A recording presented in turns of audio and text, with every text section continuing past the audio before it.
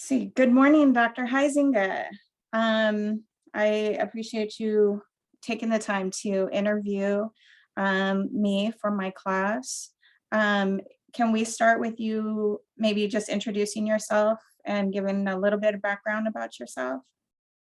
Yeah, thank you. Thank you, Robin. My name is Dorota Huizinga. I'm Associate Provost for Research and the Dean of Graduate Studies at California State University, San Bernardino. This is the third campus, CSU campus, that I've worked in similar positions. Prior to San Bernardino, I was at Dominguez Hills, and prior to that at Fullerton, where I started as a tenure track faculty member in computer science in 1991. Wonderful. What other leadership roles have you held? Well, I was, as you know, Associate Dean at the College of Engineering and Computer Science. And each of the leadership positions, which were similar at three campuses, was quite different because while they are part of the same system, they have different structures and different cultures. Fullerton, as you know, is one of the largest campuses. Dominguez Hills is one of the smallest campuses. San Bernardino is sort of in the middle. They're all, involve always pre-award services, but I also on campus on San Bernardino oversee post-award services, and our grant activity is probably the largest over here, about $47 million. So, Wow. so my portfolio expanded as I was moving from a campus to a campus. What was your position at Dominguez Hills? I was Dean of Graduate Studies and Research. Okay, great. Thank you. What leadership skills do you find most useful? I think that it's a sort of interesting question, because I think it all depends on what type of position you have and what you're dealing with in your job. And in my case, I think being able to build well-performing teams is probably a number one skill that you need, because of the complexities of the of both pre and post award services, and without having cohesive teams, you cannot be successful. But you also have to be a good communicator and make sure that you keep people accountable, and that you know how to build a culture of high work ethics, which I think could be a challenge depending what place you come to. And you want to lead, not to manage and micromanage. I think that I know I've myself been the most effective if I did not try to micromanage, just lead and make sure that managers oversee their teams and do. And I look at the outcomes, not necessarily at how those outcomes are being achieved. Right. Thank you. How would you describe your leadership style? I think I'm very transparent and collaborative. I think it's important to, like I mentioned, I communicate a lot. I also listen a lot. And I think that listening to people ideas helps me to achieve the goals that are set forth for my office. So transparent, collaborative, and a good listener. I think that's what's helpful. Thank you. I think well, what is the largest organizational change that you've been a part of? Well, I think over here at um,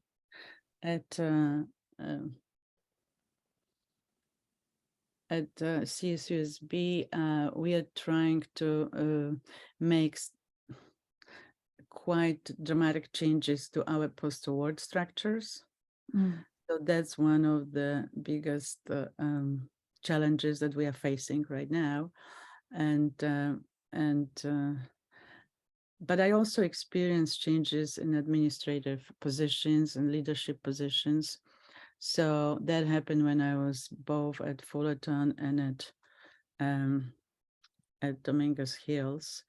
And I've seen new provosts, new presidents come and making a lot of changes at the universities. So I think if you're asking for the biggest change, that's probably leadership change at the top level at the university. Thank you. What do you think is the number one reason for change in higher education? Oh, right now? Right now, or it just throughout your career even? I think, it's the concept, I think, of continuous improvement always comes to mind when I think about changes. You assess where you stand and you set the goals and you want to move forward. And sometimes you can move forward with a sort of status quo type support systems that you've got, but sometimes you can't. And that requires a change. But the change has to be well justified. And in order to do that, you have to have a buy-in. So I see that right now, post-pandemic, higher education is very different. A lot of faculty members are disengaged and burnout. So that's a huge challenge that we are facing. And also enrollment is down because of the job market. And so higher education, I think right now needs to redefine itself to better serve our society at large. Yeah. We see a lot of that. I mean, that's nationwide. So yeah, definitely. So what do you think are the largest obstacles to change in higher education? I think the largest obstacles are it's sort of human nature, the way change can be scary. And I think being able to implement change while people are sort of used to doing things the way they've been doing for many years. It's the largest, because you scare them that maybe they're afraid that they may lose the job, or maybe they won't have opportunities for growth, or they won't be able to do it because things are changing. So definitely being able to overcome it and or deal with it as a leader, it's number one priority, and it's a huge challenge. So then, in your opinion, what is the best process for transformative change? Well, I believe it has to, you have to have a buy-in of all stakeholders. So be transparent and make sure that you have buy-in of all stakeholders in the change is, I think, the most critical. You cannot succeed it by yourself. And also, you cannot succeed if you obviously don't have followers in your so the meetings, open forum, setting common goals and bringing everybody together is number one, is the most important thing. And So do you think that when you're talking about getting buy-in from all of the stakeholders, I mean, I guess it depends on what kind of change, but are you talking about like even external, internal, like all of the stakeholders, students, or are you just talking about, I guess that would depend on whatever the change that you're. yeah, I think it would depend on the change. Yes, we do have, if like I said, if we work on the schedules right now and we figured, should we offer more online courses?